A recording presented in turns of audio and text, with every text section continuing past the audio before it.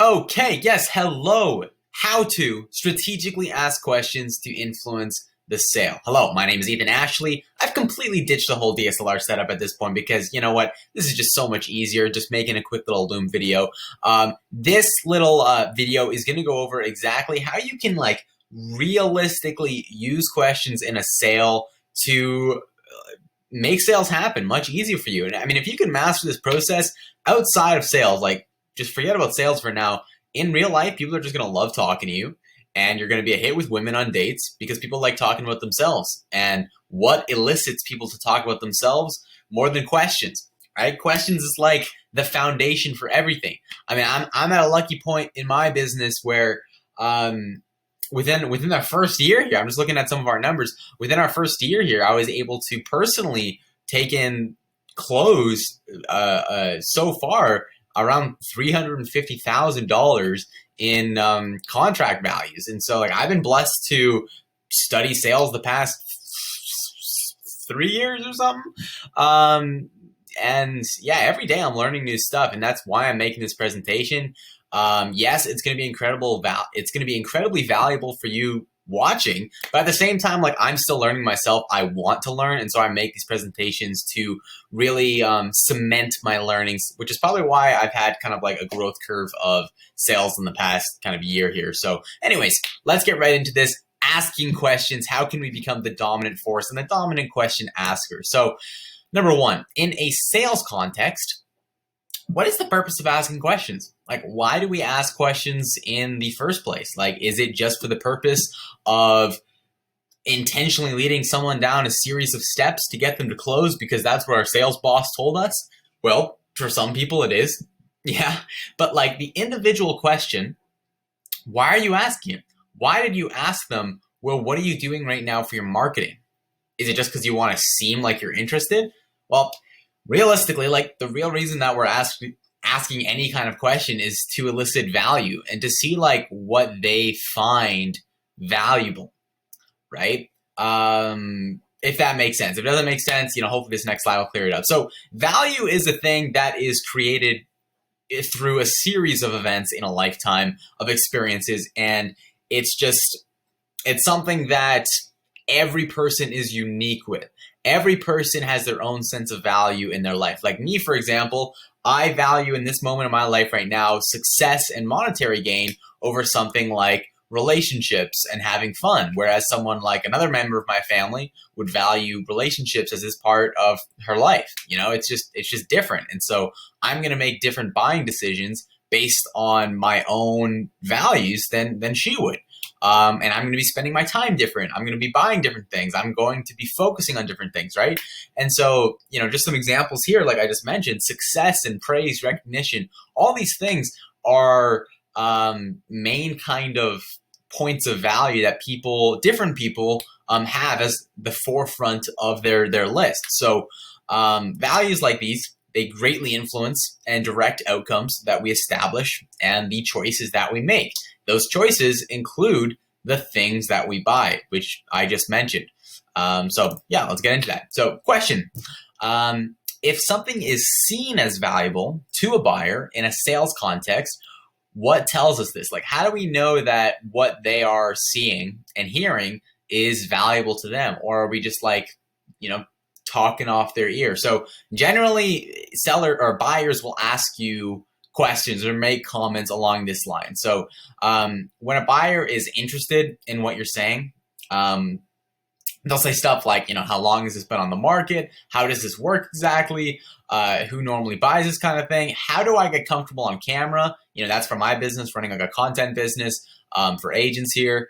And what you'll notice about these questions is that they're kind of general to the industry at large. They're not general to you or your company or your process. It's just kind of questions because the buyer, for example, for me, right, we're selling videos to agents. We're making them locally famous, by promoting these videos to a core audience. And so, if they're asking questions along the lines of real estate and videos, it's I'm not involved in that picture. So I know that they're interested in the general concept of videos, but they they might not see value directly in what I'm doing. Right. And so this is what type of questions you'd see if they're actually seeing direct value in what you're doing. Like, and now they have desire. It's not just like I'm interested in what this is now. I now have a desire to work with you or buy from you. So like, do you offer any sort of financing? What additional colors do you have available? How long does it take you to configure and install? How soon would we be able to film a video? And again, that's for my business. Like, obviously, if someone's asking me that, that tells me that they have a great deal of interest, right? Because they're literally inquiring about, hey, yo, when can we make this happen? And again, notice with this, again, they're like, it's not general to the industry. It's specific to the seller's product and the seller's service. You can see that by all the U's. Do you offer any financing? Do you have that available? How long will it take you to configure and install this? How soon would we be able to film a video together? So yeah, I mean, that's just like the main difference between like an interested buyer versus like a buyer with actual like desire. They're going to be asking questions that involves you in the picture. And so the next logical question here is, okay, we have the buyer. Now they're asking questions about us, about us being in the same picture together. When can we film a video together? So when that happens, what kind of questions do you ask when they start to show this desire? Like, where do you take the sale from there? And so for this, I want to quote directly from the book that we're basing this whole presentation off of. So when a seller knows it's time to close the sale, his plan should be to tie up any loose ends and go for the close. With this goal in sight, the seller would ask very narrow questions. The intent is to keep the sale advancing forward, not to open up entirely new discussion topics. Wow. Very, very interesting.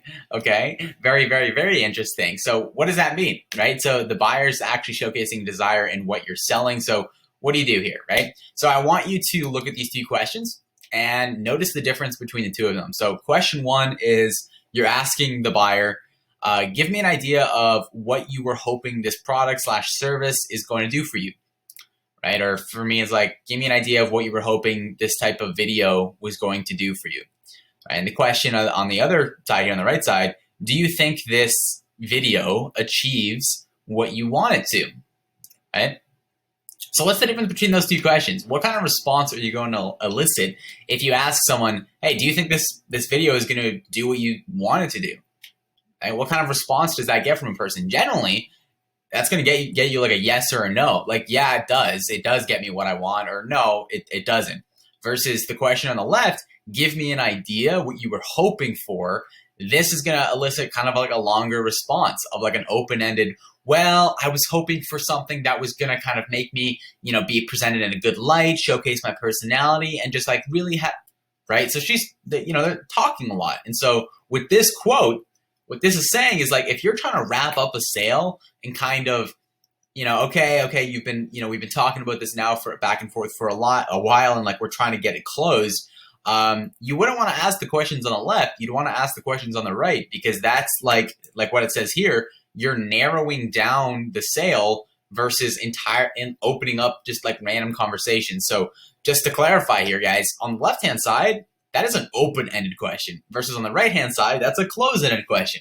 That's probably not the first time you're hearing what open-ended versus closed-ended means, but in a sales context, you'd be surprised with how many people just ask closed-ended questions. And, typically, you are asking open-ended questions throughout the entire sale and really only asking those closed-ended questions when you're looking to advance the conversation onto a new topic or to just wrap up the sale. And just to demonstrate that here, guys, this is like a funnel of what a sale would look like. So at the top here, you're starting up the sale with just general questions, right? General questions about, so what do you do? What do you do for marketing? How long have you been in the business? What are you hoping to do? Blah, blah, blah, blah, blah, blah. And, as an example, what are you currently doing for marketing, right? Then when you kind of get into the middle of the sale, right, you are asking more questions related to, like, if we come back here, like we're asking questions more related to instead of just like the general scope of the industry, we're asking questions directly related to like your product and your service. So like in my case, I'm making videos for these agents, and a little touch what I do on it for these real estate agents is like I'll make them film in neighborhoods that they specialize in and highlight those neighborhoods, right? And so I would ask a product specific question like, so could you see yourself filming these videos in this neighborhood? Or, have you ever considered filming in a neighborhood before? And they're like, oh, yeah, da, da. And that connects to my product, right? And then now we're talking about my product, my service. We're not just talking about general stuff about videos in general. And another example, could you see yourself filming videos with the guidance of a team? Because again, I'm basically saying like, yo, I have a team that are going to be filming. My lights are going to turn red here in a second. Oh yeah, sorry. So I'm basically hinting that like, I have a team that's going to be doing this. Like, could you see yourself working with a team, right? Again, it's product specific. And then at the very end, when it gets even more narrow, that's when you go in for the close and you just ask close-ended questions, right? So, so it's probably time for a change, isn't it? Yeah, I think it is time for a change. Yeah.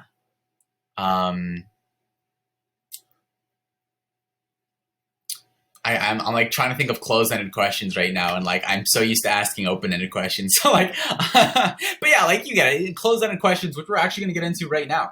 But just to demonstrate this again on the left-hand side here, open-ended, closed-ended, right? Open-ended at the top, it's customer-specific questions, so about them, what they're doing, industry-specific. And then in the middle here, again, it's still open-ended. You're inviting them to talk. You do not want to be doing the talking. And that is product specific. If you can, I mean, have it more product specific. Like, of course, you can have it general and product or whatever, but like you don't have to just only ask questions about your service. Like, definitely don't do that. But I'm just saying now would be the time to do that. And at the very end, close-ended questions. So it's probably a time for a change, isn't it? This is something you've been wanting to do for 3 years, hasn't it? Other people in your industry are doing this right now, aren't they? Yes, right? Those are all yes, no questions that you're getting them to agree. So if you're wanting to ask closed-ended questions, here are like starter words for that. So am, are, is, was, were, have, has, do, does. Does this sound like something you want to do? Did I hear that right? Did I get that right? Will this achieve the effect that you're wanting to achieve? Would you want this installed next week or the week after? Shall we proceed with payment? Should this be something that is featuring you, or is this featuring your team member as well? May, that's such a weird word. Like may we consider XYZ? Might this be something that you're wanting to do now? Can you see yourself doing this like next week? Could you see yourself doing X? Right? Closed-ended questions. Maybe some sloppy questions that I threw in there, but like whatever. You get the idea, right? Versus open-ended questions. Pause the video right now and think, what would open-ended questions start with? Right? There's kind of like the key 5 words here, and that is the who, what, when, where, and how. Who, what, when, where, why, and how. And if you watch the Spy Kids 2, most godsend of a movie ever, this kind of just reminds you of with the little song. What? When? Where? What? When, where, and why? I delighted. What do I intend to find? Time. Yeah, honestly, best movie of all time. And just a little segue here, guys. Honestly, 11 out of 10 movie. Like 100% fresh Rotten Tomatoes. I have like 3 copies. If anyone knows either of the actors here, you can get me if you can get them to sign one of my copies, that would be ideal. Such a legend. I mean, I watch this at least twice a day. So let's keep going here. So we've got open-ended. We have open-ended. We have close-ended. Now, If you want to make your open-ended questions sound a little more spicy, this is where you can use your command power statements. And this is basically dropping the mic and saying, I don't take no shit. All right. So this is tell me. So tell me more about what you were hoping to achieve. Describe to me what it is that's holding you back from doing this. Explain why you haven't done this already, Bob. Help me understand the reasoning behind the decision when you implemented this back in 2010. Walk me through the process of getting a new client with your marketing. Give me more detail about the specifics of what happens when a client calls you. Talk me through the process of doing XYZ. Paint a picture of what your dream scenario looks like. List out the reasons of why you're wanting to do this now. Those are all questions I just thought on the top of my head. Those were some banger questions if you want to use any of those. But yeah, I mean, using these statements, you sound like a baller. And yeah, I mean, it elicits an open-ended response. So I would highly, highly, highly recommend using these command power statements. But now, guys, it's time to get freaking saucy with it, okay? We now know about open-ended versus closed-ended questions. We know like the funnel of question asking and how it should be open-ended, and closed-ended. And we know what questions buyers ask when they're interested and when there is a desire, right?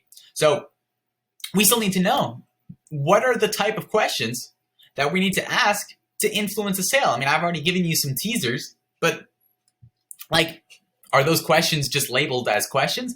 No, those questions are not labeled as questions. And so I mean, what I mean by that is like we have discover questions, okay? So discover questions, and this slide says data questions, but behind this little slide is like 7 other types of questions. Discover questions are essentially segmenting these questions and labeling them. And when you are able to label questions and say, okay, these types of questions elicit a negative response, these types of questions elicit a positive response, what you can do in a sale is kind of flow through it and get an idea for, okay, I know that Bob here doesn't recognize the problem with filming content on his iPod mini, so I need to ask consequence questions to make him realize the real negative about him using that, right? But if you don't have that type of question categorized in your brain as a consequence question, you might just forget it, or you might, get really muffled. So this is how we are labeling those questions. And number 1 on this list is data questions. And this is like the type of questions that you start the sale with. And you can use throughout the sale too, but like this is the stuff you start the sale with. And these are questions like factual, hey, when did you start the business? Like what year? What are you currently doing for marketing, right? What kind of results have you been getting? Like this is not them predicting anything. This is not something that they don't know. This is facts. This is figures. This is what they used to do. And this is what they're doing right now. There's no opinion to this.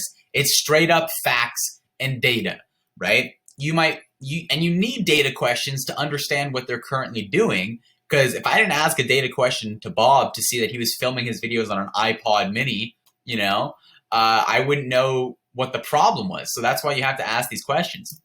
Next type of question are issue questions, right? And I mean, I guess I honestly think they just use the I to say issue because they couldn't think of anything else. Because like issue questions are really just like to handle complaints. If there's like conflict, so what can I do to fix this? When did this occur? Honestly, I don't really know. I don't really use these questions because I don't get any complaints. No, but I mean, I guess it's for me reading this book and hearing issue questions, it seemed outside the scope of like a sale. It seemed more like if you have a client and they're complaining, use these questions. But anyways, issue questions. And then we have solution questions. Solution questions are awesome. Like I use these a lot throughout the sale. And I use these to kind of gauge their reaction to ideas. So asking something like, have you ever thought about X, right? Have you ever thought about filming on a professional camera, Bob, and not your iPhone mini, right? What do you think would happen, Bob, if you did film on a professional camera rather than an iPhone mini, right? And this is you getting their initial reaction to these ideas and having them solve these solutions. So like if Bob said to me, no, I don't, think that I could film a video on a DSLR or like a professional camera. I don't think I could do anything like that. Then I would just come back at him with like, okay, well then what, was your real reason for talking to me today? Right? Because then again, we're going back up to the top here and identifying his values. Because maybe his values aren't the professional quality of it, but his values are that I want to have videos of me in a neighborhood and I can't film that myself for some reason, right? And so when you're selling Bob and you're using a presentation, I'm not going to talk about the professional quality of the camera. I'm going to talk about how, we're going to help you with the neighborhood stuff, right? So this is what you can use solution questions for, is just kind of gauge how they see your solution early on in the sale. It's kind of like trial closes in a way. And then we have consequence questions. So these, I already mentioned consequence questions. This is like used throughout the sale, closer to the end, if I had to say, but you can use it at any point.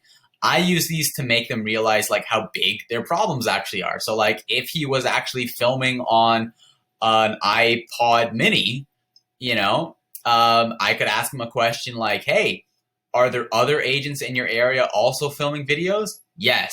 Are they using an iPod mini? No. What kind of results are they getting with their videos? Much better than me.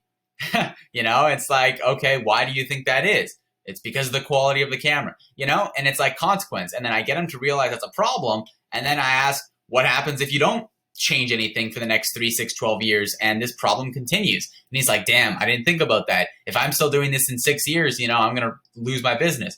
What if that approach doesn't work? What if he's like, well, I think what I'm going to do is buy an iPhone 2 or an iPhone X and film my videos with that.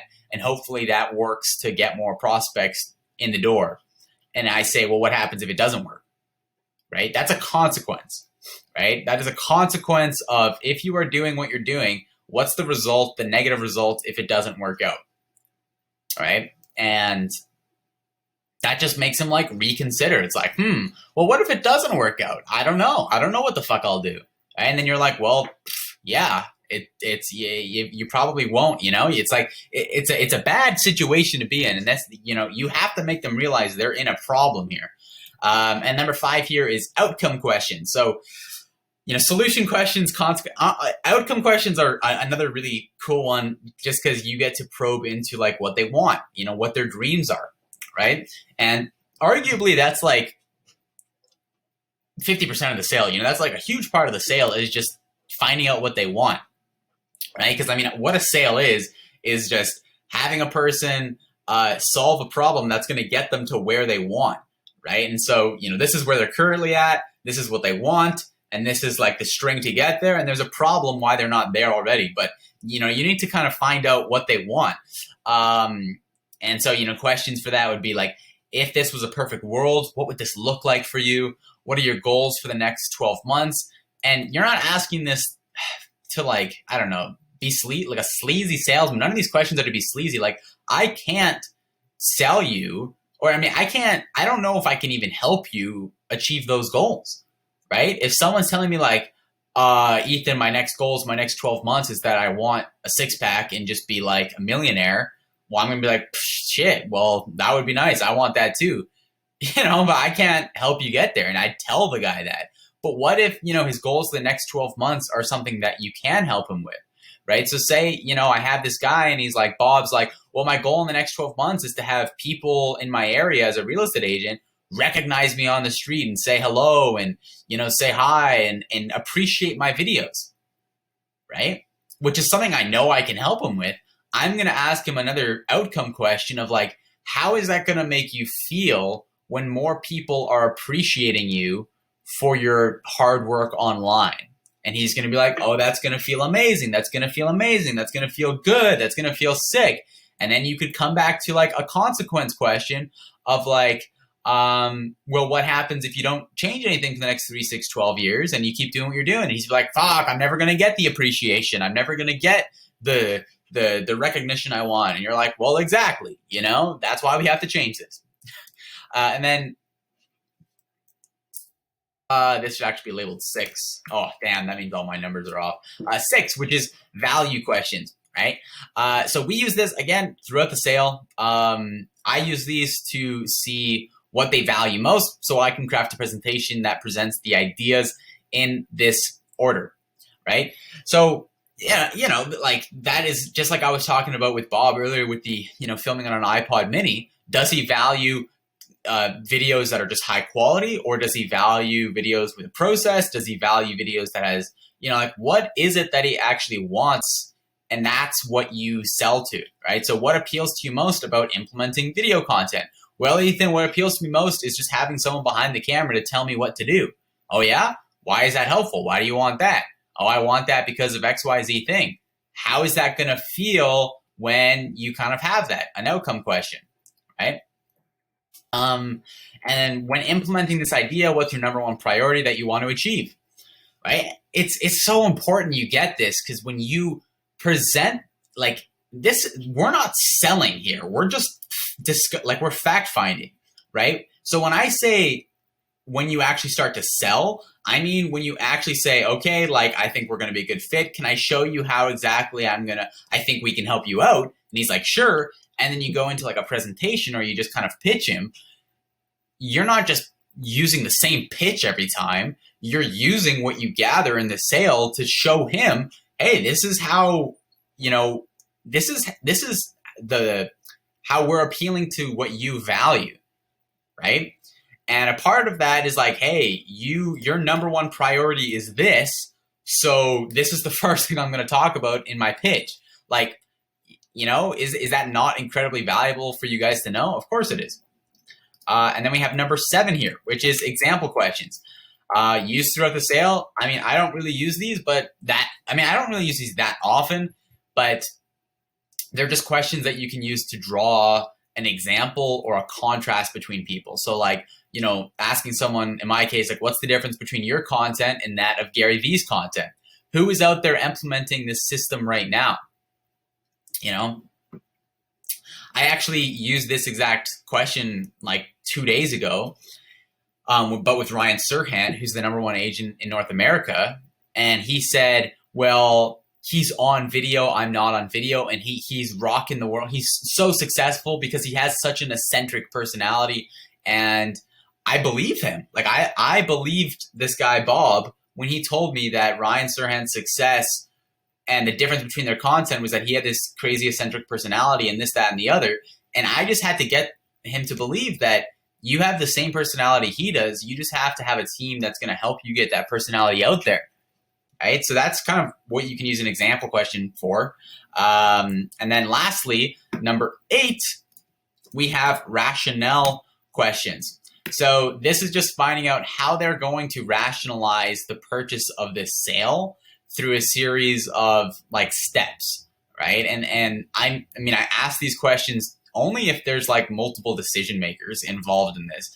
Asking them, so like if there's a huge organization, I want to know like, okay, well, what's the process for moving forward on something like this? Are there any other people that need to be involved in this? How does one typically get your business? You know, like those are questions you want to ask versus like if you're selling to little Timmy with, you know, you're selling him a lollipop, you know, for $5, you're not going to be like, okay, well, little Timmy, you know, what's the decision-making criteria that you use to buy a lollipop, right? And the kid just runs off crying because he doesn't know what's going on.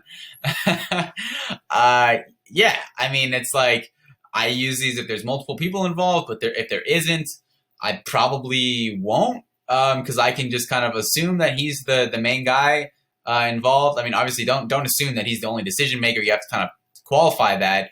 But yeah, know your market. I think if you're, depending on your niche, depending on your market, you should know whether or not you're going to be asking these questions. For me, in my case, I typically don't have to ask these questions. So with all this being said, a sale is going to go everywhere, and that's completely okay. Like I used to have kind of a structure and a script that went from like data to, Yeah, literally from data to outcome to no, I went no, no, it went from data to consequence to outcome to solution to like value and rationale. And it was like, you have to do this in that order, right? But what I'm finding is like, when you actually get good at sales and you can know the purpose of these questions in the order that you have, like, you know when to use a consequence question and when to use outcome questions, like a sale's going to go everywhere, right? Because, I might be asking consequence questions to make him realize that an iPod mini is not the way to go. And I ask him a couple of questions, and then he doesn't fully understand the consequence behind it, and he mentions something about a dream outcome that he wants to have.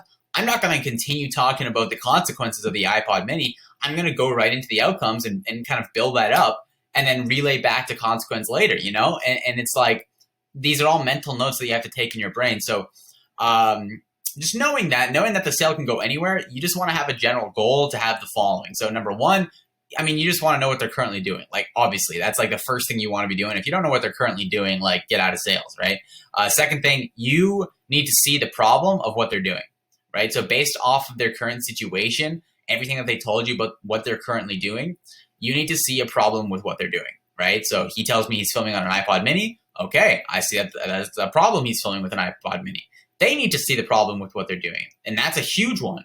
Like, this guy Bob's not going to buy if he doesn't see a problem with filming with an iPod mini, because he's just going to say, well, your price is over, your service is expensive and I can just continue filming with an iPod mini.